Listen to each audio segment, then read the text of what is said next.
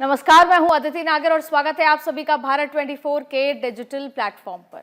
और देखिए, ये बहुत खुशी की बात है, आज हम जिस मसले पर चर्चा करने वाले हैं, जरा सा कांग्रेस पे कुछ हलचल होती है, एक आधा फैसला हो जाता है तो लोगों में एक उम्मीद भर जाती है। सिर्फ कांग्रेस के कार्यकर्ताओं में नहीं, पॉलिटिकल सर्कल में, पॉलिटिकल एनालिस्ट में ये हो जाता है कि भाई अब क्या राहुल गांधी एक्टिव हो गए, क्या कांग्रेस एक्टिव हो गई।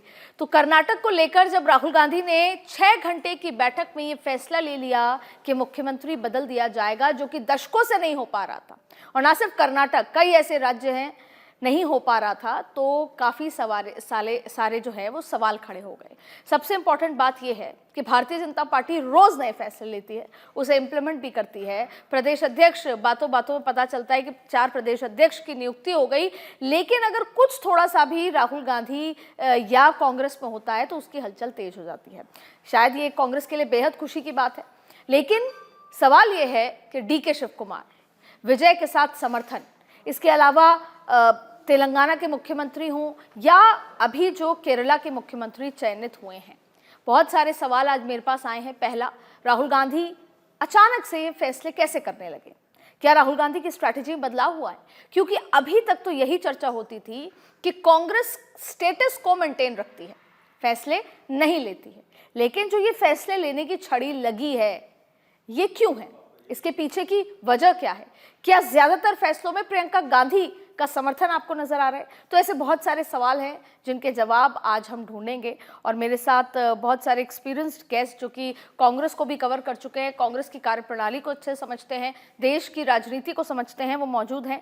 प्रेम कुमार जी हैं, सीनियर जर्नलिस्ट। प्रेम कुमार जी, आपका बहुत बहुत स्वागत है। दुष्यंत नागर जी हैं, पॉलिटिकल एनालिस्ट, आपका भी बहुत बहुत स्वागत है। और अमिताभ कुमार जी हैं, सीनियर जर्नलिस्ट, आपका भी बहुत बहुत स्वागत है सर।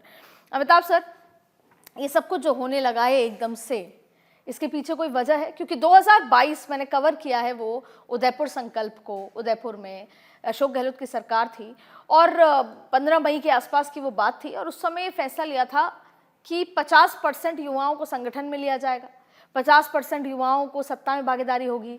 उस समय प्रियंका गांधी को राष्ट्रीय अध्यक्ष बनाने का ये फैसला भी आया, लेकिन अब जो ये फैसले इम्प्लीमेंट हो रहे हैं युवाओं को आगे लाने के, ये क्या उसी की कड़ी में है या अभी कुछ नए फैसला हो रहा है? नहीं, मुझे लगता है कि एक शुरुआत है अभी, अगर आप सही दृष्टि से देखें, क्योंकि बहुत से मामलों में कांग्रेस लगातार गलतियां कर रही थी। मध्य प्रदेश का मसला ले लीजिए, राजस्थान का मसला लीजिए। राजस्थान में जैसे कि उस वक्त अशोक जी को बनाना वो एक गलती ही साबित हुई, कह सकते हैं आप। तो आप कह रहे हैं अशोक जी को मुख्यमंत्री बनाना गलती साबित हुई? हाँ बिल्कुल, अशोक जी को मुख्यमंत्री बनाना, सचिन पायलट जिन्होंने सबसे ज़्यादा मेहनत की थी और काफ़ी अच्छे कोशिश उनकी थी, वहाँ की जीत में भी उनका बहुत था, ये लोग फिर जब अशोक गहलोत के ऊपर चले गए तो उसके बाद राजस्थान में समीकरण। राजस्थान कब गए थे? राजस्थान गए हुए मुझे करीब 4-5 साल हो गया। मैं 2-3 शहरों में गया था, बीकानेर भी गया था, जयपुर भी गया था। तो यहाँ पर अशोक गहलोत की बात नहीं हो रही है? अगर आप कांग्रेस सरकार और बीजेपी सरकार को कंपेयर करेंगे तो शायद आप ये बात नहीं कह रहे। नहीं, मैं सरकारों की कोई कंपैरेटिवली चर्चा नहीं कर रहा हूँ। मैं कांग्रेस के अंदर, मैं 2002-3 की बात है जब मैंने उस वक्त उनको सलाह दिया था कि आप प्रियंका गांधी को अध्यक्ष बनाइए और सचिन पायलट को कार्यकारी अध्यक्ष बनाइए। उस वक्त मैं तब मैं एक्टिव था, लेकिन गलती हुई कि 2004 में कांग्रेस जीत गई और ये फिर वहीं अटक गया, पुराने फार्मूलों पर चलने लगे। जो 80-90 के दशक की राजनीति थी वो काफ़ी बदल चुकी है, अब बहुत कुछ बदलाव आ चुका है। उस ढंग से आप चलेंगे तो मार खाएंगे। ये लगातार मैं कह रहा था कि आपको लाना चाहिए जो एक्टिव है, जो काम कर सकता है, दिख रहा है। देखिए अभी ये जो निर्णय हुआ है, चाहे वो केरल का मसला हो, चाहिए दोनों जगह प्रियंका गांधी का, आप समझिए कि अब कद बढ़ने लगा है, माने या ना माने। अब सोनिया गांधी कम बोलना शुरू कर चुकी हैं। राहुल गांधी जरूर नजर आएंगे, सामने हैं, क्योंकि उनको ही प्रोजेक्ट किया जाता है, लेकिन केरला के मसले में भी उनका चला है और यहाँ पे प्रियंका गांधी की सहमति हुई है, तब यह निर्णय लिया गया है और ये बहुत अच्छा निर्णय है। मैंने कहा कि एक अरसे के बाद कुछ दृढ़ निर्णय केंद्र से लिया गया है कांग्रेस का, नहीं तो वहाँ के जो छत्रप, इनके जो क्षेत्रीय छत्रप है वो इतने मजबूत हैं, चाहे वो दिग्विजय सिंह हो, चाहे अशोक गहलोत हो, कि उनको संभालना मुश्किल हो जाता है। आपकी बातों में बहुत सारे सवाल मेरे खड़े हो गए, लेकिन पहले मैं प्रेम कुमार जी, पहले तो मैं एक बार कर्नाटक पे आना चाहती हूँ। जो ये फैसला हुआ और जिस समय हो रहा है, ये कितना सही है? और ये सवाल इसलिए, 18 जून को चुनाव है, क्रॉस वोटिंग की संभावनाएं बहुत तेज रहती हैं। राजस्थान में ही 3 सीटों पर बीजेपी उतार रही है, जबकि 2 सीटें हैं उनकी, और क्रॉस वोटिंग की संभावना तेज होती है। तो 18 जून में जो ये गुटबाजी है, खींचतान है, कितनी सही है? भले ही नहीं दिख रही हो, पैर छू लिए, गले मिल लिए, लेकिन अंदरूनी है, तो कितना सही है 18 जून से पहले ये फैसला लेना?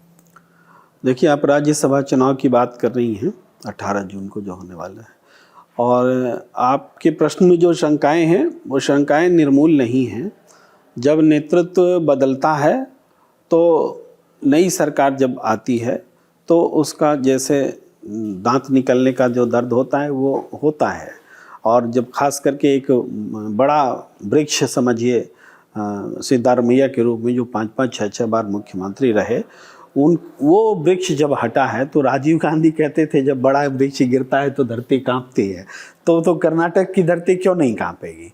तो वो कुछ ना कुछ होगा, इसमें ये नहीं है। लेकिन इस चीज़ को बर्दाश्त करके और आगे अगर बढ़ना है तो हर पार्टी को निर्णय लेने पड़ते हैं। क्या लाल कृष्ण आडवाणी को जब मार्गदर्शक मंडल में भेजा गया था तो उसका उस समय नुकसान नहीं हुआ था? क्या हुआ था, और बहुत आलोचनाएं भी हुई थी, और एक परसेप्शन वाइज भी हुआ था। मार्गदर्शक मंडल की आज तक कभी कोई मीटिंग भी नहीं हुई, इतने सारे लोग मार्गदर्शक मंडल में गए। तो लेकिन फाइनली उन्होंने अपना पानी बदला, नेतृत्व बदला, तो उस तरह के फैसले लिए जाते हैं। तात्कालिक कुछ एक नुकसान होता है, लेकिन बड़े पर्सपेक्टिव में ये नुकसान उल्लेखनीय नहीं रहता है। भाई बहुत सारे राज्यसभा का चुनाव हारे, हो सकता है 3 न जीते, 2-4 न जीते, 4 तो नहीं जीतेंगे, 3 तो जीतने के आसार हैं। हो सकता है उसमें किसी में डेंट भी लग जाए, लेकिन उससे जो नेतृत्व इसमें हुआ क्या है, इस फैसले में हम वहाँ पर आते हैं कि वहाँ हुआ क्या है। हम लोग बोलते हैं कि अभी ये फैसला ले लिया गया और पहले नहीं हुआ, बदलती दिख रही है, राहुल का हस्तक्षेप दिख रहा है। इसको थोड़ा सा रुक करके चेक करके देखें, राहुल गांधी कब नहीं चाहते होंगे कि वो फैसला लें और उनका फैसला इम्प्लीमेंट हो? कांग्रेस नेतृत्व तो कब नहीं चाहता होगा कि हम बोलें और अशोक गहलोत जी गद्दी छोड़ दें और सचिन पायलट आ जाएं या परिवर्तन हो जाए? लेकिन चाहत के बावजूद नहीं हो पाता था। क्यों? क्योंकि उस नेतृत्व को अपनी अथॉरिटी बिल्डअप करने में, और वो बिल्डअप करने में बहुत सारी परिस्थितियां होती हैं। लगातार चुनाव का हारना भी एक कारण होता है, जो अथॉरिटी बिल्डअप नहीं होती है। इसके बावजूद, हार दर हार के बावजूद, राहुल गांधी ने एक जन आंदोलन विकसित किया, एक इनोवेशन लाया अपने भावनाओं को, राजनीतिक मुद्दे को रखने में। और अब हर दिन राहुल गांधी के बिना कोई टीवी में डिबेट ही नहीं होती, ये सच्चाई है। किसी भी चैनल में चले जाइए, विदाउट राहुल गांधी आप कोई चर्चा होते नहीं देखेंगे। तो इसका मतलब है कि राहुल गांधी ने जो बिल्डअप किया, अथॉरिटी डेवलप की, और मल्लिकार्जुन खड़गे के साथ में जो उनका सिंक आया, उसके बाद ये होने लगा। कर्नाटक तो उदाहरण है जहाँ होने लगा है कि जो नेतृत्व चाह रहा है वो हो रहा है। पहले तो नेतृत्व चाहता था वो होता ही नहीं था। आपने जो एक बात कही, बस मैं ऐसा कहना चाहूंगी, आपने कंपेयर किया बीजेपी और कांग्रेस को। बीजेपी में कह दिया तो कह दिया, कांग्रेस अपने आप को डेमोक्रेटिक पार्टी बताती थी, कह दिया, वैसा नहीं हो पा रहा था पिछले कुछ 1 दशक में, जो होने लगा है। दुष्यंत जी, एक बात बताइए, सर भी ये कह रहे हैं कि राहुल गांधी चाहते हैं कि जो कहें। मेरे को तो सबसे पहले ये बता दीजिए, मुख्यमंत्री कौन चयन करता है? मैंने तो बहुत लंबे समय यही सुना था कि विधायक दल के नेता, लेकिन आज हम उस राजनीति के उस दौराहे पर खड़े हैं जहां चाहे बीजेपी हो, कांग्रेस हो, या तो पर्ची सिस्टम है या आला कमान तय करते हैं। मतलब विधायकों की भूमिका ही नहीं है क्या विधायक दल का नेता तय करने में? अभी भी सिद्धारमैया जी ने इस्तीफा दिया और कह दिया कि डीके बनेंगे, विधायकों से क्यों नहीं पूछा गया? ये मैटर, ये जो है ये थोड़ा सा अलग है, क्योंकि या मैं जेनरिक बात कह रही हूँ, विधायक दल के नेताओं का काम खत्म हो गया, विधायक दल का नेता खत्म हो चुका है। जितनी सरकारों का पीछे गठन हुआ आप देख लीजिए, कहीं बेचारे किसी विधायक से नहीं पूछा, सीधी पर्ची दे देते हैं, डीके पे आते हैं। डीके के प्रदेश अध्यक्ष रहते हुए पार्टी ने चुनाव जीता, और डीके एक पॉपुलर नेता है। डीके को एक नेचुरल जनता का मैंडेट है, कर्नाटक की जनता का मैंडेट है, लेकिन पार्टी ने तय किया कि सिद्धारमैया का जो अनुभव है हम उसको लेके लोकसभा चुनाव में जाएंगे। और ये पूर्व में ही तय था कि लोकसभा चुनाव के बाद बाकी का कार्यकाल डीके शिव कुमार के नेतृत्व में पार्टी तय करेगी। इस पर पूरे विधायक दल की एक सहमति थी सरकार के गठन के दौरान। तो इसमें कुछ नया नहीं है, कुछ अलोकतांत्रिक नहीं है, सभी विधायक इस पे सहमत भी हैं। और बिल्कुल मैं गारंटी से कह रहा हूं, एक भी विधायक क्रॉस वोटिंग नहीं करने जा रहा राज्यसभा के चुनाव में। अच्छा एक मंत्रिमंडल का गठन होगा और राज्य विकास की जो गति है उसमें और तेजी आएगी। डीके नए आइडियाओं को लाने वाला, नया निवेश लाने वाला एक ऐसा चेहरा है जिससे पूरे देश को फायदा होने वाला है। बेंगलोर निवेशकों की पहली पसंद देश भर में है और मैं गारंटी से आपको कह रहा हूं कि जो विदेशी निवेशक है, विदेशी मुद्रा के निवेश का प्रवाह अब कर्नाटक में सबसे अधिक होने वाला है। ये भी है कि डीके शिव कुमार संसाधनों से बहुत समृद्ध हैं, तो कांग्रेस पार्टी को भी एक बड़ी वजह है। कांग्रेस से आए हैं। नहीं सर, कांग्रेस पार्टी जो आज जिस स्ट्रगल में गुजर रही है फाइनेंसेस को लेकर, उस लिहाज से भी बहुत इंपॉर्टेंट है डीके का आना। देखिए इस बारे में मुझे बहुत ज्यादा जानकारी नहीं है। डीके की मैंने बैलेंस शीट नहीं देखी है कि वो कांग्रेस का काम करने का तरीका तो देखा है दुष्यंत जी आपने। हाँ बिल्कुल, तो काम करने का तरीका देखा भाई। अब तेलंगाना और कर्नाटक ही दो तो हैं जो एआईसीसी का खर्चा। देखिए कांग्रेस के पास तो संसाधन है ही नहीं। कहाँ भारतीय जनता पार्टी के अभी आंध्र प्रदेश के चुनाव के दौरान कितने जेट उड़ रहे, सॉरी आसाम और बंगाल के चुनाव में कितने चार्टर उड़ रहे थे, कांग्रेस के कितने उड़ रहे थे। तो कांग्रेस शून्य पे रहती। अमिताभ सर, एक डिबेट इशू हो गया, अभी सर ने भी बोला। मुझे आप ये बताइए, अगर यूपी में योगी आदित्यनाथ हैं, असम में हिमंता हैं और अब सो कॉल्ड अब उत्तर बंगाल में भी एक आ गए हैं और महाराष्ट्र में भी एक नेता है, ये तीन कल्ट माने जा रहे हैं आज की तारीख में। क्यों प्रेम कुमार सर? तो अगर क्या फर्क पड़ता है कि क्षेत्रीय क्षत्रप रहें, केंद्र को उससे मदद ही तो मिलती है। अगर ईगो क्लैशेस हटा दिए जाएं तो अगर क्षेत्रीय क्षत्रप है तो आप कभी उस स्टेट पे अपनी पकड़ ही नहीं छोड़ेंगे। तो कांग्रेस में क्षेत्रीय क्षत्रप बहुत थे, लेकिन फिर आपने डबल पावर सेंटर बना के अपने स्टेट को खराब किया। क्या सही है? मतलब बीजेपी में भी कई जगह देखा जाता है येदियुरप्पा क्यों, वसुंधरा राजे क्यों साइडलाइन हुई। क्षेत्रीय क्षत्रप होने से बुराई क्या है और फायदा क्या है? देखिए ये बेसिकली क्या है ना, ये राजनीति का मतलब क्या है, पावर टसल। ये शक्ति की लड़ाई होती है इसमें। अगर केंद्र में आपकी सरकार नहीं होगी तो अपने आप जो आपके क्षेत्रीय नेता हैं, मजबूत नेता जो हैं, वो और मजबूत हो जाएंगे, वो आपकी बात कम सुनेंगे। जब आपके पास केंद्र में सत्ता होती है तो फिर उनको बाध्य होना पड़ता है। आप ये कह रहे हैं सत्ता है तो आप डिसिप्लिन से बाहर आ जाते हैं, ये कह रहे हैं आप? चाहे कोई भी हो। नहीं, डिसिप्लिन तो आप सोचिए कि राजनीति में डिसिप्लिन कोई चीज होती नहीं है। जो राजा होता है उसकी चलती है, जो आला कमान कहते हैं ना, उसकी चलती है। तो जब प्रदेश में अगर कोई मजबूत नेता है और जब वो केंद्र के जो नेता है उनकी बातों को टालना शुरू करता है, काटना शुरू करता है, तब दिक्कत होती है। अन्यथा दिक्कत की बात नहीं है। उनको वहां तो एक मजबूत नेता चाहिए ही। कांग्रेस की पॉलिसी क्या है? यस मैन चाहिए, आप ही कह रहे हैं ना सर? हर दिल्ली को एक यस मैन चाहिए। कोई भी लीडर जब होगा ना तो उसको अपने नीचे जो सेकंड लेवल पे जो लीडरशिप डेवलपमेंट करता है वहां पे यस मैन चाहिए होता है उसको। कोई बहुत अच्छा खिलाड़ी होगा, बहुत अच्छा नेता होगा, लेकिन अगर वो कैप्टन की बात नहीं सुन रहा है तो वो खेल बिगाड़ सकता है। इसलिए कैप्टन को कई बार थोड़ा सा कमजोर भी खिलाड़ी है लेकिन उसकी नीतियों पे चल रहा है, उसकी बातों को मान रहा है, तो उसको टीम में रखना पड़ता है। अभी बहुत सारे मजबूत लोग हैं लेकिन सबको टीम में नहीं रख सकता। जैसे अशोक गहलोत ने खेल बिगाड़ दिया। अशोक गहलोत के समय कांग्रेस की बहुत बेइज्जती हुई जब उन्होंने अध्यक्ष बनना स्वीकार नहीं किया और ये इनके प्रकार। अच्छा, और सचिन जी जब गए विधायकों के साथ तब नहीं हुई? नहीं, बिल्कुल हुआ, लेकिन सचिन जी के साथ एक भावनात्मक जो ये था, क्योंकि वो सचिन जी को वादा किया गया। कहाँ गए सचिन जी? माने सर। तो माने सर हो गए। अब मैं आपके चैनल में आया हूँ तो क्या हो गया? माने सर गए, आए, उन्होंने मिसेस नहीं सर, अपनी समस्या, दिक्कतें जो सरकार चलाने मारी थी उनको शेयर किया। सर मैं सिर्फ ये समझना चाहती हूँ सर, बिल्कुल आपकी बात सही है जी। मैं आपको दुष्यंत जी सुनिए तो सही, सुनिए मेरी बात भी तो सुननी पड़ेगी। दुष्यंत जी मुझे आप ये बता दो, कोई प्रदेश अध्यक्ष है, आपने हमारी भी सुन लीजिए। सर प्रदेश अध्यक्ष थे, कुछ विधायकों को लेके चले गए और फिर नहीं आए 2-1.5 महीने, तो बस कितने दिन सर? कितने 1.5 महीना नहीं, कितने दिन रही सर बाड़े में सरकार? देखिए वो एक अलग इशू है, कोई कितने महीने रखता है वो तो राज्य के मुखिया के ऊपर बात है, लेकिन ये संघ का सोच है कि पर्ची से विधायक दल का नेता चुना अरे सर, अब कहाँ से कहाँ आ गए? सुन लीजिए, मैं पूरा, मेरे को उदाहरण देने दीजिए। आपने छेड़ा है तो कोई व्यक्ति मुख्यमंत्री के खिलाफ नहीं बोलेगा, एक नेतृत्व होगा, वो लोकतंत्र ही नहीं होता। टसल होनी चाहिए। कांग्रेस में लोकतंत्र है, इसलिए कर्नाटक में 2 नेता हैं, सिद्धारमैया, डीके। कांग्रेस में लोकतंत्र है, इसलिए राजस्थान में आज 4-5 नेता हो गए। वो नए विनोद जाखड़ जी हैं, सचिन पायलट जी, मैं आऊंगी आपका, भाकर जी हैं, अभिमन्यु पुनिया हैं, अनिल चोपड़ा है, और अशोक गहलोत जी भी हैं, टीकाराम जूली हैं। डोटासरा जी का नाम ले लीजिए आप। डोटासरा जी का नाम नहीं लिया। डोटासरा साहब तो वो तो प्रतिष्ठित और पीसीसी के प्रेसिडेंट हैं। हरियाणा में वीरेंद्र राठौर है।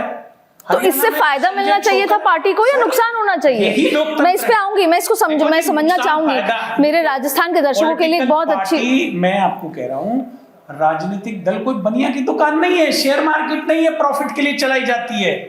लोकतंत्र जिंदा रहना चाहिए। जब लोकतंत्र रहेगा तभी भारत आगे विकास करेगा। और जब लोकतंत्र आपका प्रथम स्तर के जो नेता है राज्य के, उन वही नहीं है, वही मार के एक को बिठा दिया, थोप दिया गया एक को, जिसको कल कोई जानता नहीं था और वो आज सीएम बन गया जैसे भाजपा करती है, तो वहां विकास भी नहीं। ठीक है दुष्यंत जी, अब आप मुझे फिर बताई दीजिए। पहला सवाल मुझे आप छोटे छोटे उसमें जवाब दीजिएगा कि आप मुझे ये बताइए कि अगर आज ये तय कर लिया जाता है किसी एक्स के लिए, मतलब आप तो मुझे बताइए हरियाणा में क्यों शैलजा जी ने इतने सीनियर व्यक्ति से इतना इशू हुआ कि सरकार आप हार गए, क्यों ऐसा मध्य प्रदेश में हुआ कि सरकार गिरनी पड़ गई, टीएस देव सिंह और भूपेश बघेल के बीच में ऐसा क्या हुआ कि छत्तीसगढ़ की हालत आप देखिए। और अगर आला कमान ये कहता है कि वी विल अकोमोडेट यू, उसका क्या मतलब ये होता है कि 2.5 साल देंगे, या फिर वो ये कहती हैं सोनिया जी कि नहीं 2.5 साल आपका 2.5 साल आपका, तो फिर क्यों नहीं पूरे होते सचिन पायलट के प्रॉमिसेस? अगर सचिन पायलट को कहा गया था 2.5 साल तो क्यों नहीं पूरा हुआ? डीके शिव कुमार को अगर कहा गया था तो फिर पूरा हुआ, तो लेट क्यों पूरा हुआ? क्या आला कमान तो ये कहता है हमने कभी नहीं कहा 2.5 साल, वी से वी विल अकोमोडेट यू, पहली बात। दूसरी बात आप ये बताइए, अगर आज भी कांग्रेस राजस्थान में कोई एक चेहरा फॉर एग्जाम्पल डोटासरा जी को लड़वा देती है, तो क्या सचिन जी पूरी ताकत के साथ उनको सीएम बनवाएंगे? फॉर एग्जाम्पल सचिन जी का नाम आ जाता है कि वो मुख्यमंत्री होंगे, तो क्या डोटासरा जी पूरी ताकत के साथ सचिन को सीएम बनाएंगे? फॉर एग्जाम्पल टीकाराम जूली जी का नाम आ जाता है, तो क्या बाकी के लोग उनको पूरी ताकत से बनाएंगे? नहीं बनाएंगे सर। बिल्कुल बनाएंगे, देख लेंगे सर, ज्यादा दूर नहीं है चुनाव। देख लीजिए साहब, आप आज का देख लीजिए, आप डीके शिव कुमार जी का, फॉर दैट मैटर अशोक जी का नाम अनाउंस हो जाए तो क्या सचिन जी उनको बनवाएंगे? निश्चित रूप से आपको कह रहा हूं, पूरा विधायक दल कर्नाटक का एक भाजपा कांग्रेस का विधायक आज डीके शिव कुमार जी। सर मैं राजस्थान पे बात कर रही हूँ, आप इसी तरह यही मॉडल है। राजस्थान का एक कार्यकर्ता, कांग्रेस पार्टी जिसको नया पीसीसी प्रेसिडेंट चुनेगी उसके नेतृत्व में जमीन पे संघर्ष करेगा सरकार के खिलाफ, और संघर्ष हो रहा है। तो मैंने बताया युवा नया नेता, आपने देखा नीट और ये सारा जो गड़बड़ियां हो रही हैं उसमें किस तरह से विनोद जाखड़ निकल के आया। चाहे पायलट जी लीड करे, चाहे जूली लीड करे, कोई भी लीड करे, पूरी पार्टी एकजुट होकर तो फिर तो सर इतने साल से संघर्ष कर रहा है डोटासरा जी, फिर तो वो चेहरा होने चाहिए। देखिए बात सालों की नहीं होती है, परिस्थितियों के अनुसार ये फैसला सामूहिक रूप से केंद्रीय नेतृत्व लेता है कि किस स्टेट में कौन लीडर। तो जब ले चुका था केंद्रीय नेतृत्व अशोक गहलोत को लेकर फैसला, तो फिर बाड़े में जाने की क्या जरूरत थी? क्यों मानेसर जाने की जरूरत थी? फिर देखिए, जो मानेसर की घटना है जिसको आप बार बार कह रही हैं, वो अपनी विधायक। सर मैं राजस्थान से आती हूँ और बहुत बड़ी घटना है वो सर। मैं भी राजस्थान से ही, मेरे पूर्वज राजस्थान से सर मैं तो खुद आती हूँ सर, और मैंने कवर किया है वो। ठीक है सर, मैं आपसे समझ लीजिए, आप लोगों की लोकतंत्र में समस्याएं होती हैं, मेरी भी अपने जिले में बहुत सारी समस्याएं होती हैं। मैं भी अपने जनपद के विभिन्न जो अधिकारी हैं, डीएम है, एसडीएम है, उनके पास जाता हूँ। इसी तरह से विधायक आए दिल्ली, उन्होंने अपनी बात करी। मतलब आप कह रहे हैं कि विच इज फाइन, वो डेमोक्रेटिक, डेमोक्रेसी है जी, ये बहुत जरूरी है। ठीक और भाजपा में ये सब नहीं होता, इसलिए भाजपा एक लोकतंत्र। मुझे ऐसा लगता है जब सरकार में आप होते हो तो सरकार में उस 5 साल काम करने चाहिए, रादर देन सरकार आपस में लड़ाई करे। मुझे तो आप ये बताइए, अभी तक जो खींचतान कर्नाटक में चल रही थी, क्या उसका दी एंड हो गया या वो और ज्यादा बढ़ जाएगी? क्यों? क्योंकि अब डिप्टी सीएम के 5 नाम आ चुके हैं, उसमें प्रियंक खड़गे का भी नाम है, तो खड़गे जी कहेंगे मेरे लोग भी हों। जब सिद्धारमैया जी को कह दिया कि आप दिल्ली आ जाइए, यानी उनको समझ में आ जाना चाहिए कि मेरा कर्नाटक से नमस्ते हो गया है, फिर भी वो कह रहे हैं कि प्रदेश अध्यक्ष या अलग अलग जगह मेरा नाम होने चाहिए। तो और डीके शिवकुमार कह रहे हैं मैं तो सीएम बनाऊं, मेरा अकॉर्डिंग सब होना चाहिए। तो ये लड़ाई बढ़ी है या कम हो गई? देखिए, जिसको आप खींचतान कह रही हैं, कहीं भी जब सरकार बनती है किसी भी जगह की, कभी पहली बार बनी, दूसरी बार बनी, तो सरकार बनने के समय में सारे एस्पिरेशंस एक साथ आते हैं, सारी महत्वाकांक्षाएं एक साथ आती हैं, तो उसमें क्लैश भी होता है, चूज और पिक में पक्षपात भी होता है और कई बार न्याय भी होता है, मिला जुला रहता है। तो लेकिन जब ये काम हो जाता है उसके बाद इनर डेमोक्रेसी क्या उस डिसीजन को सही साबित करने में पूरे फोर्स के साथ लगती है कि नहीं, यहीं पर डिसाइड होता है कि डेमोक्रेसी जो चल रही है सही तरीके से नहीं चल रही कि नहीं चल रही। इसी को थोड़ा हम जल्दी में ही एक दो उदाहरणों से बताते हैं। जैसे मान लीजिए कि बीजेपी गुजरात में अपना पूरा मंत्रिपरिषद चुनाव से पहले बदल देती है, या उत्तराखंड में 4 महीने 5 महीने में 3 मुख्यमंत्री बदल देती है। तो विरोध तो वहाँ नहीं होता। तो विरोध नहीं होने का मतलब क्या डेमोक्रेसी मजबूत है? ये क्वेश्चन है मेरा। तो मुझे लगता है कि विरोध अगर नहीं हो रहा है तो डेमोक्रेसी मजबूत नहीं है, वहाँ कहीं ना कहीं डेमोक्रेसी पर तानाशाही प्रिवेल कर रही है। बिल्कुल ये मतलब है। इसी तरीके से अभी मतलब विरोध होना ही चाहिए फॉर डेमोक्रेसी, आप ही कह रहे हैं? डेमोक्रेसी जब एस्पिरेशंस आपस में नहीं टकराएंगे, आप जैसे उदाहरण के लिए मान लीजिए एक चैनल चलता है, एक चैनल हो सकता है कि इस नेचर से चले कि एंकर ड्रिवन चैनल हो, फेस ऑफ द चैनल, ठीक है, तो उसका चैनल को फायदा भी होता है, लेकिन उससे बहुत सारे एस्पिरेशंस से कॉम्प्रोमाइज भी होते हैं, है ना। वैसे ही संगठन में अगर मास लीडर बेस्ड एक पार्टी बनी तो मास लीडर का होने का फायदा भी मिलता है, लेकिन मास लीडर में जो कुछ दुर्गुण होते हैं, ठीक है, उसका नुकसान पार्टी को झेलना। तो मुझे एक बात का जवाब दीजिए, सत्ता में जरूरी है या राजनीति में जरूरी है कि आप सत्ता में रहें? सत्ता में होंगे तभी आप बदलाव कर पाएंगे, जिन बदलाव की आप बातें करते हैं ऑपोजिशन में रहकर।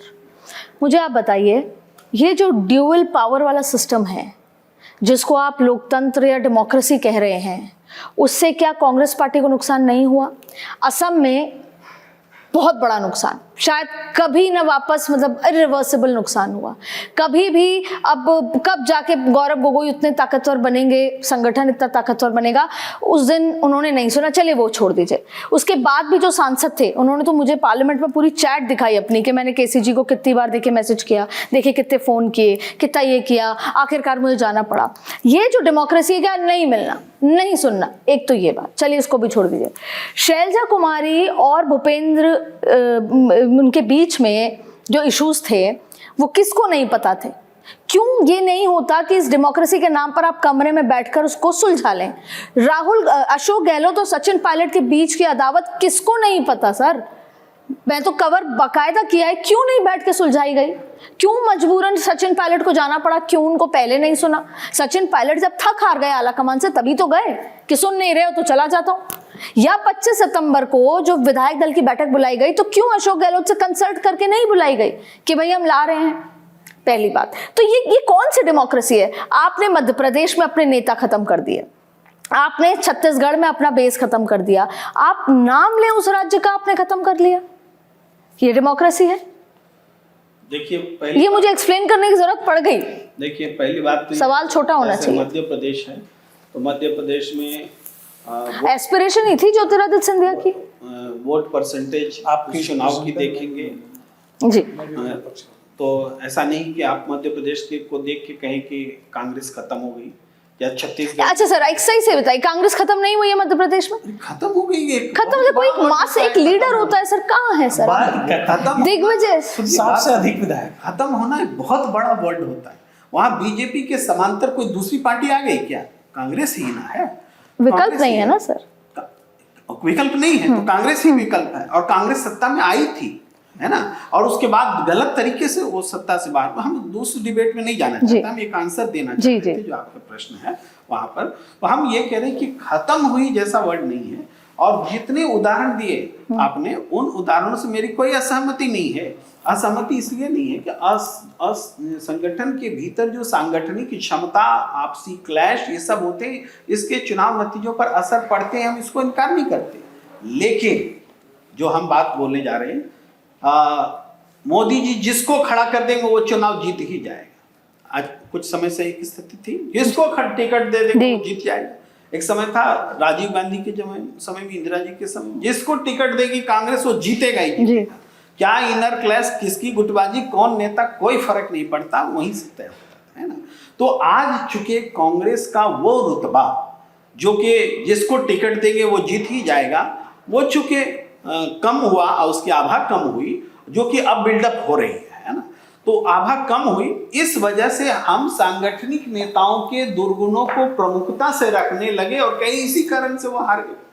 वरना सांगठनिक दुर्बलताएं क्या बीजेपी में योगी आदित्यनाथ में नहीं है, जी की सरकार में नहीं है। वो क्या नाम है जो IAS बन करके आए हैं, जो बिजली मंत्री हैं, शर्मा जी खुल्लम खुल्ला लोग लड़ते रहे, धरना देते रहे, क्या नहीं है भाई। अपनी पार्टी के खिलाफ बैठकें की हैं विधायकों ने, कहाँ नहीं है इनर स्ट्रगल। लेकिन वो इनर स्ट्रगल उनके चुनाव नतीजे को प्रभावित नहीं कर रहा है तो आप उसको डेमोक्रेसी माने, और इधर चुनाव नतीजों को प्रभावित कर रहा है तो आप डेमोक्रेसी ना माने। ये हम कहते हैं इससे बचना पड़ेगा। डेमोक्रेसी तो आप भी कह रहे हैं कि चुनाव जीते नहीं जीते that's not an issue, but आज का आकलन तो ये को जिंदा रखना, देखिए धैर्य भी नहीं, डेमोक्रेसी इज डिफरेंट। धैर्य बहुत महत्वपूर्ण होता है। मैं मल्लिकार्जुन खड़गे जी को कोट भी करूंगा, अप्रिशिएट भी करूंगा कि वो कहते हैं कि हम जितना धैर्य रहें प्रतिकूल परिस्थिति में भी, तो मेरा समय एक दिन आता है। तो यही चीज राजनीतिक दल के लिए भी है। राजनीतिक दल धैर्य रखेंगे, डेमोक्रेसी को जिंदा रखेंगे, मूल्य को जिंदा रखेंगे, तो उनका समय आएगा, कोई रोक नहीं सकता। अमिताभ सर, मेरे को एक बहुत इंपॉर्टेंट सवाल आपसे पूछना है, एक जवाब मैं इनसे ले लेती हूँ, फिर मैं आपके पास आऊंगी। सर आप कुछ कह रहे थे? नहीं, मैं ये कह रहा था, देखिए जैसे दो राज्यों का आपने प्रमुखता से जिक्र किया, राजस्थान का और मध्य प्रदेश का, और कांग्रेस के हरियाणा या हरियाणा ले लीजिए। तो हमें ये भी देखना है कि भाई राज्य के जो लीडरशिप है, टॉप लीडरशिप, उसको एकजुट करने की, उनको उनके बीच में विश्वास बहाल करने की, संवाद स्थापित करने की जिम्मेवारी प्रदेश प्रभारी की होती है। कहीं ना कहीं जो घटनाएं हुई या जो ये फेलियर है, हम देखेंगे तो वहां कहीं ना कहीं प्रभारी कमजोर पड़े। अजय माकन थे उस समय? सर अजय माकन प्रभारी नहीं थे उस वक्त जब राजस्थान की घटना हुई थी, अविनाश पांडे प्रभारी थे। उसके बाद अजय माकन। और मैं आपको दूसरा बताना चाहूंगा कि हरियाणा में दीपक बावरिया जी थे, उनको तभी राज्य का इंचार्ज बनाया गया था। बहुत योग्य नेता है दीपक बावरिया जी, लेकिन वो दोनों नेताओं के बीच में सुलह नहीं करा पाए। तो ये एक कमी को अगर पूरे मॉडल का या पूरे सेटअप का या पूरे तरीके का या लोकतंत्र का फेलियर नहीं बताया जा सकता। ठीक है सर, अब आप ये बताइए, कह रहे हैं कि जो केसी वेणुगोपाल केरला के मुख्यमंत्री नहीं बने और वीडी सतीशन बने, उसके पीछे प्रियंका गांधी की सहमति या सुझाव है। फिर कहा जा रहा है कि अभी जो DK शिव कुमार बने उसमें भी प्रियंका गांधी का रोल है। बीच बीच में जब भी कुछ आता है प्रियंका गांधी का नाम चलने लग जाता है। तो क्या कार्यकर्ता चाहते हैं प्रियंका गांधी, या लोग वेट कर रहे हैं कि क्या है मतलब, और आगे कांग्रेस को क्या करना चाहिए सर? देखिए इसमें, और क्या ये परिवार का फैसला नहीं है, ये प्रियंका का, ये राहुल का, ये सोनिया जी का, ऐसा है? अब जो डेमोक्रेसी की बात कर रहे हैं ना, उसमें यही सब बातें आ जाती हैं। मूल रूप से अगर डेमोक्रेसी की जब भी आप बात करेंगे, मैं प्रियंका की बात करूंगा, डेमोक्रेसी है ही नहीं, सब नॉमिनेटेड खेल चल रहा होता है। जब एक पार्टी एक परिवार जब पूरे पार्टी पे हावी होता है ना, वहां डेमोक्रेसी खत्म हो जाती है।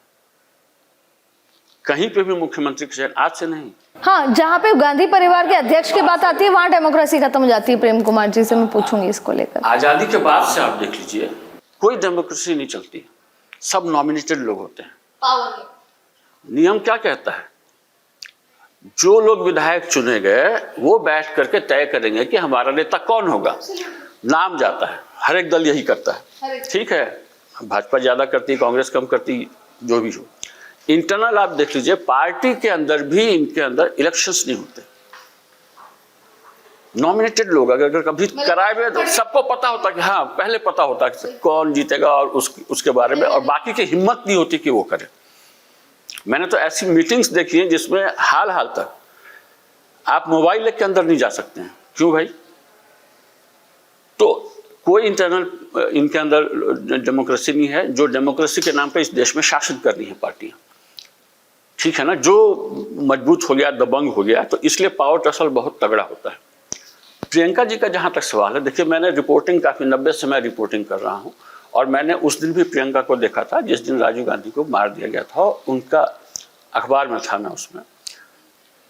उस लड़की ने उस उम्र में जिस ढंग से लीड किया, बाकी सारे लोग निढाल थे परिवार में, और वो बॉडी के साथ मूव कर रही थी और सारी बातें लोग उनसे पूछ रहे थे क्या करना क्या नहीं करना है। उस उम्र में एकदम युवा, मेरे ख्याल से 17-18 साल होगी। मैंने उस समय से देखा है। बाद के दिनों में प्रियंका और सोनिया गांधी के बीच में पावर टसल शुरू हो गई थी। सोनिया गांधी कतई नहीं चाहती थी कि प्रियंका आगे आए, क्योंकि प्रियंका बोलने में अच्छी, स्थानीय लोगों से संवाद करने में बहुत अच्छी। वहाँ राहुल कमज़ोर पड़ जाते हैं, हमेशा कमज़ोर पड़े। बाकी क्षमताओं की बात नहीं करूँगा। राजनीति करने में प्रियंका बहुत सहज है, आप उनको देखेंगे। मैंने जो 2002 में सलाह दी थी इनको, उसका कारण यही था कि प्रियंका के आने से पार्टी संभलेगी। दूसरा, इनका सबसे बड़ा जो माइनस पॉइंट रहा, जिस पे मैं करीब पिछले 20 साल में कई बार बोल चुका, बीच में इन्होंने एक बार कोशिश की, कांग्रेस का एक सेवा दल होता था, उस सेवा दल को इन्होंने खत्म करके रख दिया। हरीश रावत ने बहुत समय तक संभाल के रखा, बहुत बातचीत होती थी पचौरी जी में, उसको इन्होंने खत्म कर दिया है, जिसकी वजह से आज जनता से कनेक्ट इनका खत्म हो गया। आज इस सेवा दल को उठाते हैं, मगर ये देखिए क्या करना है, आपको अपनी जड़ों को सींचना है केवल, वो करते ही नहीं। इतनी वो दरबारीपना सबके बीच में आ गया, सब राजा हो जाते हैं, फिर वो जमीन पे जुड़े नहीं रह जाते हैं। प्रियंका वहाँ काफ़ी अभी भी जाती है, कहीं पे भी एक किसी भी सभा में भेज दीजिए, वो तुरंत स्थानीय लोगों से कनेक्ट करती है। तो कहीं ना कहीं सीइंग द सिचुएशन, आपको ऐसा लग रहा है कि सोनिया जी तो नहीं आगे बढ़ाएंगी? फिर आपकी बात से तो यही लग रहा है सोनिया जी प्रियंका जी को आगे नहीं बढ़ाएंगी। मजबूरी में जब राहुल गांधी इतने बार के बाद भी नहीं है, क्योंकि हमेशा ये डर लगता था कि प्रियंका जैसे ही लीड करेंगी तो जो पार्टी जो है वो इस परिवार से उस परिवार के हाथ में न चली जाए। नहीं, ऐसा मैं नहीं मानता। मैं बोलूँगा सर, हाँ आप जरूर बोलिएगा। ये रहा है, क्योंकि हमने ये महसूस किया है, केवल सुना नहीं, महसूस किया है, और इस वजह से उनको कभी भी महत्वपूर्ण रोल में नहीं लाया गया। बहुत मजबूरी में, जब राहुल बिल्कुल अब लग रहा था कि चल नहीं पा रहे। अभी भी राहुल जो है बहुत डिपेंडेंट रहते हैं, उनके आसपास जो 4-5 लोग हैं उनके ऊपर डिपेंडेंट रहते हैं, और वो मुझे नहीं लगता कि कतई बढ़िया किस्म के लोग हैं।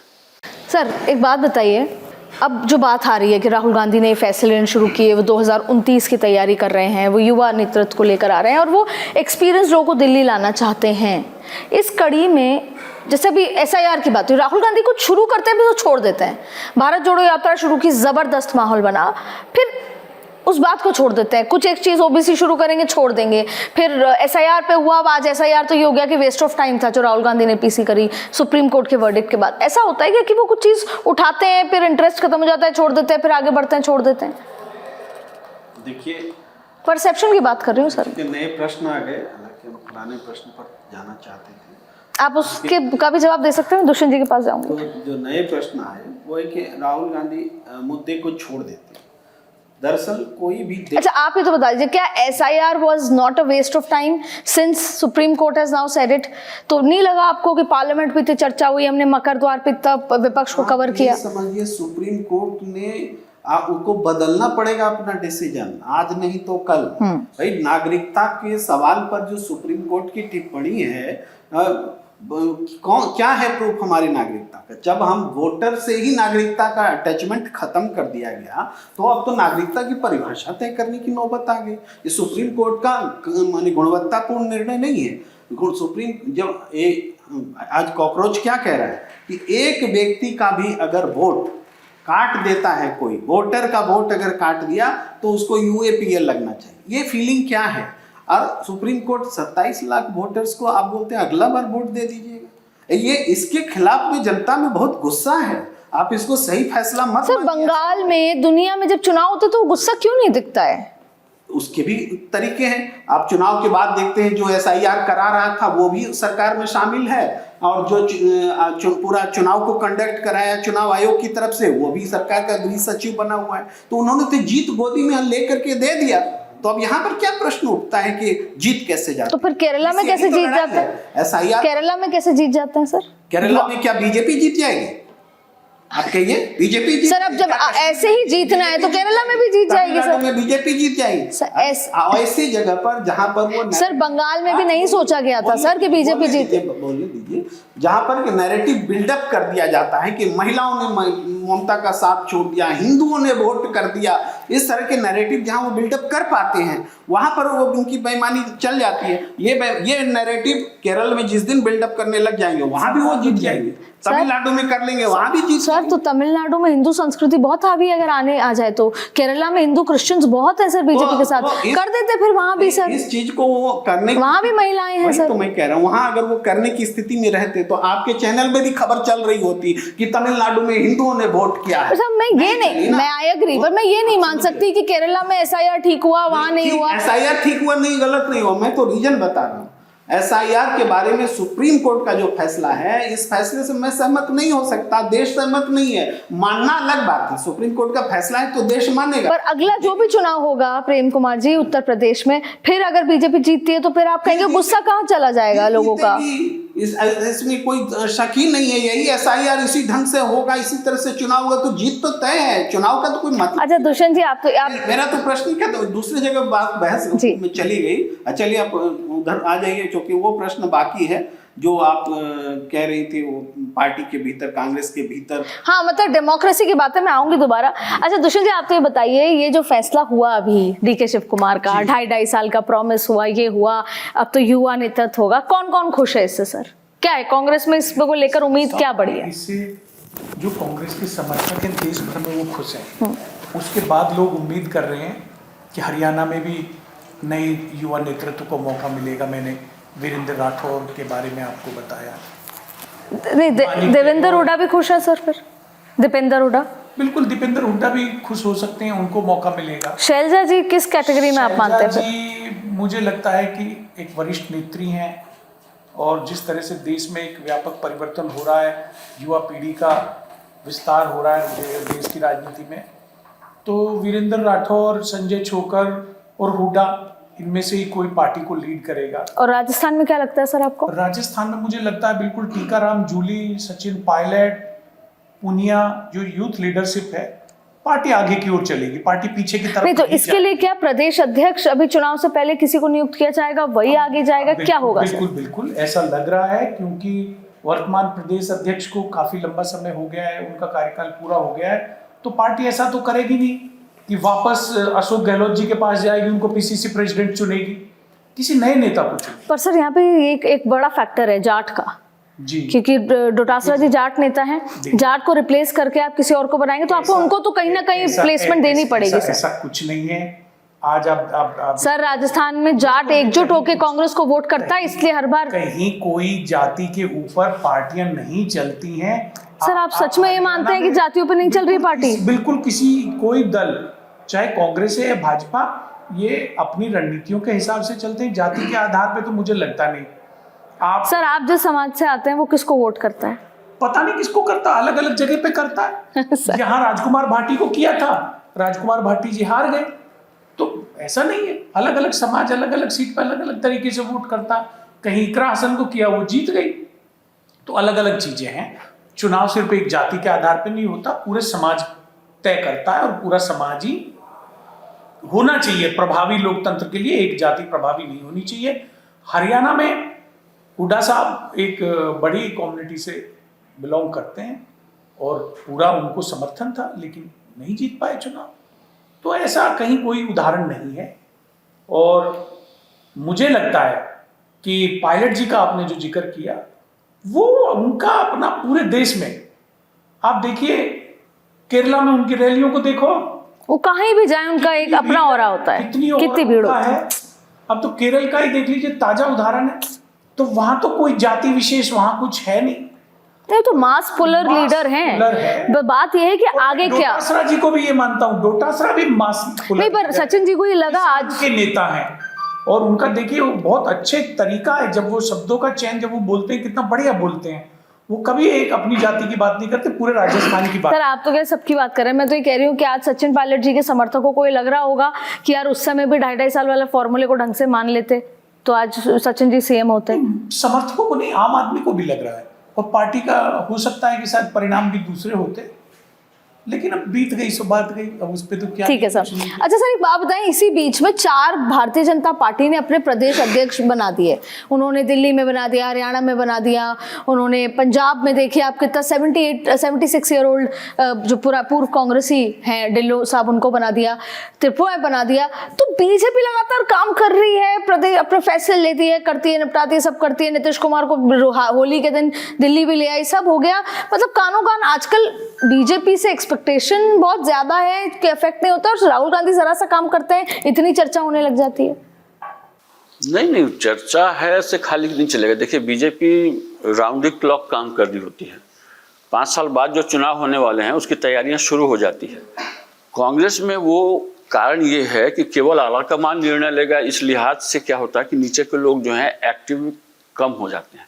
इस बात को समझना पड़ेगा। कांग्रेस बहुत पुरानी पार्टी, बहुत समय से चल रही है, और टॉप लीडरशिप ही सारे निर्णय लेता रहा है, अभी तक लेता रहा है। तो नीचे में जो लोग बहुत जो एस्पिरेशन वाले लोग हैं वो फिर ठंडे पड़ने लगते हैं धीरे धीरे, उनका काम करना बंद होना। जैसा सेवा दल का मैंने उदाहरण दिया कि सेवा दल अगर एक्टिव रहेगा तो वो काम करता रहेगा, तो आपको गतिविधियां दिखेंगी। राहुल गांधी की बात सही है, बहुत सारी चीज़ों को बीच में छोड़ देते हैं। कंटिन्यूटी के लिए जो काम करने की ज़रूरत है, लगातार हर एक आपका जो विंग है पार्टी का वो सब काम करता रहे, सबके साथ रिपोर्टिंग प्रॉपर होते रहे, लोग ऑफिस आया करें, बैठा करें। और नए दृष्टि से अभी कांग्रेस को भी एक पुनर्गठन की जरूरत है पूरे देश में। कांग्रेस को पुनर्गठन सर, आपको लगता है मल्लिकार्जुन खड़गे जी की जगह कोई युवा नेता होना चाहिए, या राहुल जी के साथ बात नहीं बनेगी, कोई सीनियर व्यक्ति होगा? नहीं, बिल्कुल आना चाहिए युवा 3 नेता साल आने हो गए से। मल्लिकार्जुन खड़गे जी का तो कार्यकाल ही लगभग समाप्त हो गया। समाप्त है। तो क्या उम्मीद करते हैं, क्या होना चाहिए? क्या डिमांड है सर कांग्रेस की, कांग्रेस के कार्यकर्ताओं की? क्या चाहते हैं आप? रिपोर्टिंग करते हैं फील्ड में, क्या लगता है आपको? नहीं, अभी तो सबसे पहले कांग्रेस को चाहिए कि जो राहुल गांधी के जो सलाहकार मंडली है ना, उसमें कुछ ऐसे लोग आए जो भविष्य को देख करके कांग्रेस की नीतियां तय करें और पार्टी के पुनर्गठन के लिए काम करें। पार्टी के पुनर्गठन के लिए कौन लोग उचित हो सकते हैं उनको सामने लेकर आए, ठीक है ना। अभी सबसे बड़ी मुश्किल क्या है कि हम लोग जो हमारे समर्थक हैं, हमारे कार्यकर्ता हैं, उनसे हम कोई रिपोर्ट ही नहीं लेते हैं। हर जगह 2-4 लोग महत्वपूर्ण हैं। सर 2014 से लेकर आज तक जिस भी चुनाव हारे हैं उसकी कोई भी फीडबैक रिपोर्ट या समीक्षा बैठक ही नहीं हुई है सो कॉल्ड। और अगर दिग्विजय सिंह ने खड़े होकर बोला है तो दिग्विजय सिंह को राहुल गांधी ने दूसरे दिन सुना दिया है। नहीं अदिति सर, जी, ऐसा नहीं है। 2000 सर मैं इसी पे आऊंगी आपके पास, आप खत्म करें। यही मैंने कहा कि हर स्तर पे जो एक्टिविटीज होनी चाहिए ना, जैसे कहीं अगर चुनाव में हार हुई है तो वहाँ के लोकल यूनिट से ग्रुप बना करके उनसे रिपोर्ट हमें लेनी ही कुमार जी, चाहिए। एक तो डेमोक्रेसी की बात, गांधी परिवार, और अब बीजेपी ने बहुत अच्छे से 3 चीजें कर ली हैं। फैसले नहीं लेते, और तीसरी चीज ये भी कर दिए भाई, एक इमेज तो बनाई दी है कि बहन ज्यादा अच्छा है, बहन से सीख लें। अभी पार्लियामेंट में अमित शाह ने कई बार कहा कि राहुल जी आप अपनी बहन से सीख लीजिए, दूसरा पार्लियामेंट्री बिहेवियर की बात हो जाए। तो मेरा सवाल ये है, क्या राहुल गांधी को अपने व्यवहार में, रहन सहन में कोई तब्दीली करने की जरूरत है? क्या कोई और बड़े फैसले लेने की जरूरत है? क्या संगठन को बदलने की जरूरत है? क्या सबसे बड़ी चुनौती है सर अभी फिलहाल राहुल गांधी के सामने? देखिए, यहाँ से शुरू करते हैं डेमोक्रेसी की बात से। जो आइडियल डेमोक्रेसी की बात अमिताभ जी कर रहे थे, आइडियल जो होता है ना, आइडियल कभी भी ज़मीन पर नहीं उतरता। आइडियल के समीप पहुँचने का संघर्ष होता है। चाहे मर्यादा पुरुषोत्तम श्री राम का चरित्र हो तो उनके करीब कैसे पहुंचा जाए, ये आइडियल होता है। हम पहुंच जाएंगे ऐसा होता नहीं। डेमोक्रेसी भी एक आइडियल थॉट है, उसके करीब और करीब कैसे पहुंचा जाए ये कोशिश और संघर्ष चलती है। आइडियली 100% डेमोक्रेसी होगा ऐसा होता ही नहीं, हो भी नहीं सकता है, इसको मान के चलिए। अब गांधी परिवार से आते हैं, भाई एक समय था इंदिरा गांधी को तो सिंडिकेट ने हटा ही दिया था, ये पार्टी ही ऐसे अलग हो गई तो उन्होंने कांग्रेस आई बना दिया था और वही ओरिजिनल पार्टी के रूप में डेवलप हुई। तो इंदिरा गांधी को किसी ने बनाया लाया, ये बात तो उसी दिन खत्म हो गई जिस दिन इंदिरा गांधी ने खुद से अपनी पार्टी बना ली, उसी को ओरिजिनल पार्टी में कन्वर्ट कर दिया। जी। सोनिया गांधी को देखिए, सोनिया गांधी प्रधानमंत्री चुनी जा चुकी थी, बस राष्ट्रपति को देना था। उन्होंने अंतिम समय जब देखा इतना बड़ा विरोध हो रहा है, इमोशनल विरोध हो रहा है, बीजेपी के नेता बोल रहे हैं कि हम सिर मुड़ा लेंगे, भिक्षा मांगेंगे, इस तरह की बातें होने लगी, तो सोनिया गांधी ने प्रधानमंत्री का पद छोड़ दिया, डॉक्टर मनमोहन सिंह को दिया। तो इससे ज्यादा त्याग और सेक्रीफाइस और ठीक क्या है, होता है? तो क्या राहुल जी, ठीक है ना इस क्रम सर, में और भी उदाहरण दे दीजिए, है, चलिए। कि पूरी बात आनी चाहिए भाई। राजीव गांधी ने अपनी जान दे दी और इससे ज्यादा 5 साल का कार्यकाल, और उन्होंने जो काम किया इस देश में, आज भी विज्ञान, तकनीकी, टेक्नोलॉजी, विज्ञान, वो जो भी चीजें, उसमें राजीव गांधी का एक योगदान माना जाता है।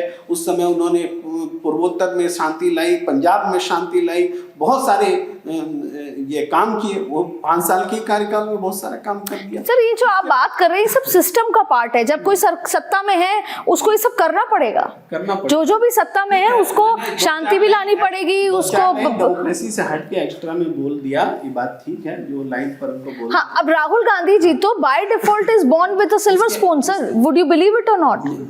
सिल्वर स्पून, क्या राहुल जी के अलावा कोई नेता नहीं था जो आगे आ सकता था बात को या इतना समर्थन मिलता उसे इतने चुनाव हारने के बाद? बात को समझ जी, भाग गए मैडम और भाग गए मैदान छोड़ के। पिछला उत्तर दे रहे थे, अब हमको इस प्रश्न का उत्तर देना होगा सिल्वर स्पून का। भाई जितना सिल्वर स्पून बोला जाता है उससे ज्यादा राहुल गांधी को कांग्रेस के अतीत का बोझ राहुल गांधी पर थोपा गया और ढोया जाता। हर बात के लिए नेहरू, गांधी, पलंग कौन सहता है? राहुल गांधी तो सहते। वो नेगेटिव बात जो उन पर थोपा जाता है उसकी तो चर्चा नहीं होती। सिल्वर स्पून बोला जाता है, जबकि लोग झूठ बोल करके कि हमारी माँ बर्तन मांगती थी, हम तो ये करते थे, हम वो करते थे, और उस समय वैसा कोई सबूत नहीं, झूठ बोल करके लोग गरीब बन करके सामने, अब जो उनको सिल्वर स्पून बोला जाता है, ये भी चीज़ें सब। तो हम डेमोक्रेसी की बात कर रहे हैं कि भाई राहुल गांधी ने तो कोई प्रधानमंत्री मनमोहन सिंह ने कहा था हम पद छोड़ने के लिए तैयार है राहुल गांधी के लिए। राहुल गांधी चाहते तो बन जाते, लेकिन उन्होंने इस तरह से अनडेमोक्रेटिक तरीके से प्रधानमंत्री पद लेना स्वीकार नहीं किया। वो विपक्ष का नेता बनना उन्होंने जरूरी समझा, और उस स्थिति में है। और राहुल गांधी गलतियां कर रहे हैं? नहीं, राहुल गांधी ने एक ऐसी पार्टी को जो कि राजीव गांधी की हत्या के बाद से उसके बाद में धीरे धीरे काफी दक्षिण में सिमट गई। नरसिम्हा राव के सामने हिंदी बेल्ट खत्म हो गया, आरक्षण आंदोलन आया, तमाम चीजें। उसके बाद राहुल गांधी ने न्याय यात्राओं के जरिए, आप जो बोले एक काम छोड़ जाते हैं, चुनाव चोरी को उन्होंने एक्सपोज किया। और आज हर देश की बड़ी आबादी जो है चुनाव चोरी से सहमत होने लगी है। पहले तो कोई नहीं। मैंने आपकी सारी बात सुनी ना सर, मेरे को चर्चा वाइंड अप भी करनी होगी। मैं आपकी सारी बात सुनी सर। आज हम राहुल गांधी को क्यों बात कर रहे हैं? नेता प्रतिपक्ष के तौर पे नहीं कर रहे, लोगों के अंदर एक स्ट्रॉन्ग ऑपोजिशन की उम्मीद है, उस उम्मीद के तौर पे बात कर रहे हैं। नहीं तो राहुल गांधी ने अगर किसी का इस्तीफा ले लिया और किसी और को मुख्यमंत्री बना दिया तो कौन सी बड़ी बात हो गई है? भारतीय जनता पार्टी तो कभी भी कहीं भी कैसे भी कुछ भी कर सकती है।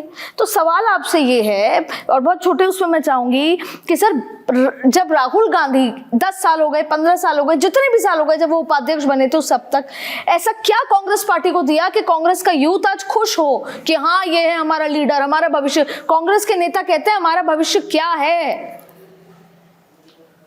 उसी कांग्रेस को जो कि बहुत ऐसी अवस्था में चली गई थी कि खड़ा होना मुश्किल था, आज राहुल गांधी हैं जिस वजह से ये पार्टी फिर से बिल्डअप होनी जा रही है। ये कांग्रेस पार्टी का जो स्वभाव रहा है। सर आज आपकी बात में कॉन्फिडेंस नजर नहीं आ रहा है सर। कैसे नहीं? मुझसे ले लो इसका कैसे नहीं? राहुल गांधी जिन्होंने न्याय यात्राएं की, जिन्होंने डरो मत का नारा दिया, आज पूरा देश बोल रहा है कि भाई एक कॉम्प्रोमाइज पीएम है हमारे सामने।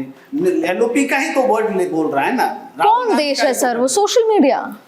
तो सोशल मीडिया तो नतीजों में क्यों नहीं आता है सर? बाहर क्या नतीजे? तो जब चुनावी सर ऐसे नतीजे क्या? ठीक है सर, आप राहुल गांधी ने कांग्रेस को 1942 की कांग्रेस बना दी, लड़ने वाली कांग्रेस, जिसमें दलित अध्यक्ष, भक्त चरणदास महंत आदिवासी प्रदेश अध्यक्ष, आदिवासी कांग्रेस की अलग विभाग बना दिया, आम आदमी के लिए दरवाजे खोल दिया। आपने 15 मई 2022 का उदयपुर डिक्लेरेशन का आपने अभी जिक्र किया। आप एनएसयूआई में तो ग्राउंड के लोगों को चुन के नहीं ला रहे हैं, आप सिर्फ सिफारिशों के लोगों को चुन रहे हैं। आप समझिए मैं किसकी बात कर, कैसे बात कर रही हूँ। एनएसयूआई में जाकर तो बड़े मतलब जमीन से आया हुआ लड़का है, उसको उन्होंने राष्ट्रीय, मैं पुराने इतिहास की बात कर रही हूँ। दूसरा आप देखिए, जो एनएसयूआई के प्रभारी हैं वो बिहार चुनाव में कहाँ थे? जब कभी लड़ना होता है तो कहाँ होते हैं? नीट की परीक्षा होती है तो लड़ाई सड़क पे कहाँ होते हैं? ये एनएसयूआई बहुत अच्छा कर Kanhaiya Jakhar is the president of NSUI, I think, मेरे ख्याल से। सर अभी रिसेंट की बात है, मैं एक बात बता रही हूँ, पिछले इतिहास की बात कर रही हूँ हाँ, कि क्यों सिफारिशों में लोगों को प्रभारी और लोगों को सेक्रेटरी और ये बना दिया जाता है। बने हैं, मैं आप मेरी बात से इत्तेफाक रखते नहीं 100% रखते? में इत्तेफाक रखता हूँ, जो लेकिन वो भाग गए पार्टी जैसे दबाव। राहुल जी ने एक जैसे मीटिंग में मुकाबला पूछा हुआ, कन्हैया कहाँ वो हैं? पार्टी छोड़ के भाग गए, वो सारे के सारे बीजेपी में चले गए। आज जो कांग्रेस है, जिसका निर्माण राहुल जी ने किया है, वो लड़ने वाली कांग्रेस है, ईमानदार कांग्रेस है, उसमें प्रत्येक जाति, धर्म और वर्ग का प्रतिबिंब दिखता है, और मैं उसकी तुलना 1942 की कांग्रेस से करूंगा। ठीक है, मेरे पास आखिरी राउंड में 10 सेकंड मेरे पास है। राहुल गांधी केवल प्रायोजित मीटिंग्स और सभाओं में जाते हैं। राहुल गांधी को अभी बहुत मेकओवर करने की जरूरत है, बहुत मेहनत करने की जरूरत है, सीधा जुड़ने की जरूरत है। जो आदमी टाइम नहीं दे सकता अपने नेताओं को, आज भी ये हालत करना चाहिए, वो बात वो में कैसे करेगा? कोई हमें विरोध नहीं है। उसको जनता के बीच जाके काम करने की जरूरत है। He needs lot to work, बिल्कुल बहुत जरूरत है। ठीक है सर, मुझे इतना बता दीजिए, जो ये शिकायतें हैं कि केसी मिलते नहीं हैं, हम छोड़ रहे हैं, केसी अभी भी वहाँ बने हुए हैं, पूरे नॉर्थ के कार्यकर्ताओं की शिकायत है कि केसी समझ नहीं पाते हैं, और ये सारी चीज़ें बदलेंगी? राहुल अवेलेबल होंगे? राहुल कभी ऐसा होगा कि हम AIC से गए तो आज राहुल जी मिलने बैठे हैं कार्यकर्ताओं से? क्योंकि जब सामने भारतीय जनता पार्टी जैसी पार्टी हो तो आपको अपनी स्ट्रैटेजी बदलनी होगी। आप मानते हैं या नहीं मानते? 10 सेकंड में बताइए सर, मेरे को वाइंड अप करना है। देखिए, कांग्रेस का सांगठनिक प्रश्न है, ठीक है, उनको करना चाहिए। इंटरेक्शन जो है सबके लिए जरूरी है। इंटरेक्शन का मोड क्या होगा? आप मास मीटिंग इसलिए तो करते हैं, जब वो गीग वर्कर से मिलते हैं, किसानों के साथ जाकर के मिलते हैं, तो उसी इंटरेक्शंस को तो वो बढ़ावा देने की कोशिश करते हैं। सर पहले पार्टी के अंदर तो कर लें सर। आपका प्रश्न सांगठनिक इंटरेक्शन को लेकर के है, लेकिन वो मास इंटरेक्शन पर ज्यादा जोर है, वो उनका कहना है। सर ये कौन सी डेमोक्रेसी है कि दिग्विजय सिंह कह देंगे तो आप नाराज हो जाएंगे? आपके प्रश्न से मैं सहमत हूँ। नेता प्रतिपक्ष राहुल गांधी को 2 घंटे का जनता दरबार डेली करना चाहिए। और अगर दिग्विजय सिंह खड़े होकर कह दें कि ये गलत हो रहा है तो आप नाराज हो जाएंगे? उनको छोड़िए, कोई कह रहा नहीं कह रहा, आप देश के नेता प्रतिपक्ष हैं। 140 करोड़ लोगों के लिए 2 घंटा आपको 24 घंटे। और एक आखिरी सवाल और जवाब दे दीजिए, इतने लोग 26 G26 G27 चले गए, उसके अलावा इतने नेता चले गए, क्या सब गलत थे? क्या राहुल गांधी को किसी के साथ बैठ के बात नहीं करनी चाहिए थी? क्या ये डेमोक्रेसी है? सब गलत है सब सर। क्या मतलब गुलाम नबी आजाद गलत थे, अहमद पटेल गलत थे, अहमद पटेल को तो साइडलाइन किया, वो बाकी आनंद शर्मा गलत थे, कितनी लंबी फहरिस्त, सब गलत थे, सुष्मिता देव सिंह गलत थी। देखिए, गलत और सही का निर्णय ना केवल इस बात पर नहीं होता है कि असंतुष्ट होकर आप अगला कदम क्या उठाते हैं। अगर अगला कदम बीजेपी में जाना होता है तो आप गलत ही है। तो सर हम करियर थोड़ी छोड़ देंगे, और बीजेपी के अलावा कोई राष्ट्र पार्टी नहीं है सर। ये बॉलीवुड थोड़ी है, विचारधारा है भाई। आप एक बात बताइए, अहमद पटेल के लिए आपने कहा वो तो कोषाध्यक्ष थे और वो नेता प्रतिपक्ष थे, अपना गुलाम नबी आजाद, कहाँ उनको पद से हटाया? किसी ने नहीं हटाया। अगर वो कोई बात रख रहे थे तो जवाब क्यों नहीं मिला सर? वो भाजपा के प्रायोजित थे, बीजेपी के कहने से प्रश्न उठा रहे। सर मेरी बात सुनिए, ऐसे अगर निकाल वो चिट्ठी लीक हुई तो क्या कहा गया कि क्यों नहीं जवाब आया? 1 महीने 1.5 महीने से 1.5 महीने तक जब आपको गुलाम नबी आजाद को जवाब नहीं आएगा तो वो क्या फ्रस्ट्रेट नहीं होंगे? गुलाम नबी आजाद की व्यक्तिगत महत्वाकांक्षाएं थी सर, के साथ उनकी निकटता थी, इसलिए था। बाकी G23 के ज्यादातर लोग कांग्रेस में ही है, मूल कांग्रेस में आज पार्टी के लिए काम कर रहे हैं। बहरहाल आप सभी का इस चर्चा में जुड़ने के लिए बहुत बहुत शुक्रिया। देखिए, कांग्रेस को क्या लगता है वो मुझे पता है, इसमें भी ट्रोल होगा, वो चर्चा ये करेंगे कि मीडिया हमारे साथ नहीं है, ये बात करेंगे वो। मीडिया साथ है जी। कांग्रेस और कांग्रेस के तमाम प्रवक्ता ये बात करते हैं, इंक्लूडिंग राहुल गांधी, कि मीडिया हमारे साथ नहीं है। राहुल गांधी की प्रेस कॉन्फ्रेंस पे मैं आज आपको बताना चाहती हूँ कि एक छोटा सा फैसला लिया गया है, और उसके लिए आज हमने 50 मिनट का ये चर्चा कर ली, और कल 2 दिन से हम सिर्फ कांग्रेस को दिखा रहे हैं। कांग्रेस को समझना होगा कि मीडिया आपके साथ है, पर मीडिया नतीजे देखना चाहती है, रिजल्ट देखना चाहती है, और रिजल्ट ना भी आए तो निरंतर आपकी मेहनत सड़कों पे देखना चाहती है 140 करोड़ लोगों के लिए। आपको ऐसे लोग रखने होंगे जो अगर फोन रखें कार्यकर्ताओं के लिए तो रिप्लाई करें, वरना एक पीए रखें जो उनको रिप्लाई करें कि साहब हैं, साहब नहीं हैं, साहब कल मिलेंगे, साहब परसों मिलेंगे। ये जरूरी है। अगर आपको इस सिचुएशन से बाहर आना है तो अभी बहुत मेहनत करनी है। आपको उन लोगों के साथ लड़ना है जो मेहनत में असला बारूद सब अपने साथ है, 24 घंटे काम करते हैं। इस देश की जनता को, मीडिया को, सबको आपसे बहुत उम्मीदें हैं, लेकिन वो उम्मीदें तभी खरी उतर पाएंगी जब आप मेहनत करेंगे। इस एक फैसले के लिए जो मीडिया ने आपको दिखाया, आपको उसके लिए भी धन्यवाद देना चाहिए, क्योंकि अक्सर आप मीडिया को सिर्फ गाली देते हैं कि मीडिया हमारे साथ नहीं है। राहुल गांधी जी, बहुत मेहनत करने की जरूरत है, तब जाकर आप अपने कार्यकर्ताओं को वो दे पाएंगे जिसकी उम्मीद उनको आपसे है। आज इस चर्चा में जुड़ने के लिए बहुत बहुत शुक्रिया। फिर मुलाकात करेंगे अगली बार किसी नए मुद्दे के साथ।